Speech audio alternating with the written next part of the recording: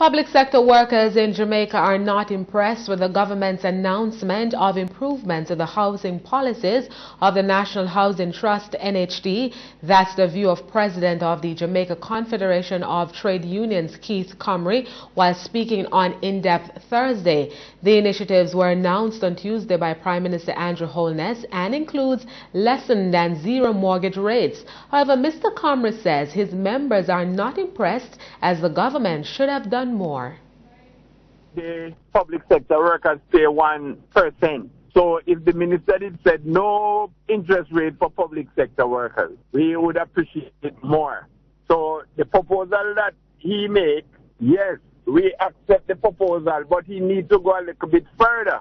It was to lengthen the time of payment of the mortgage that the workers would have to pay less mortgage over the period of time. Because if I grant you permission to get a house, no deposit, and you get the house, then you will have to pay the mortgage.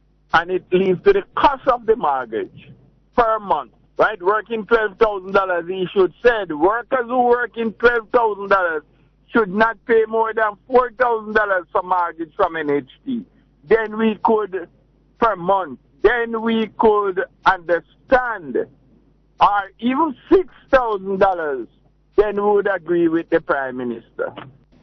But do other trade union groups agree with that position? Vincent Morrison, president of the Union of Clerical, Administrative and Supervisory Employees, says not quite.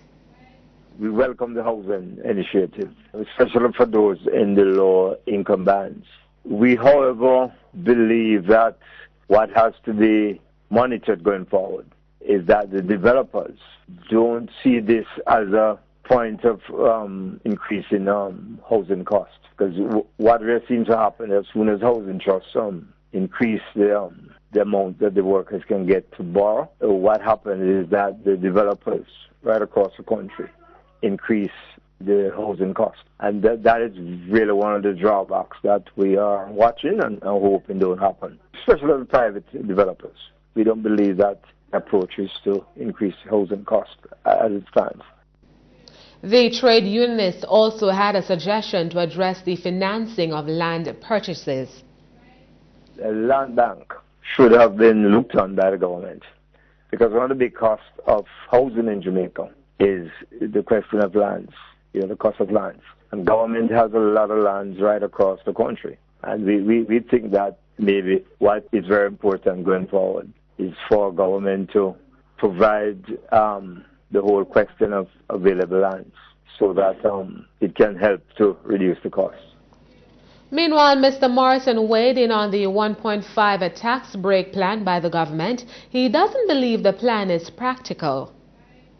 Whilst we don't mind the chances of workers getting to pay no tax or little tax or no tax at all, the idea of taxing or removing the tax, lowering the tax, and then you have to pay it by way of a gas tax, we don't believe that that is a progressive mode. We don't believe that that is a progressive approach. We would rather have seen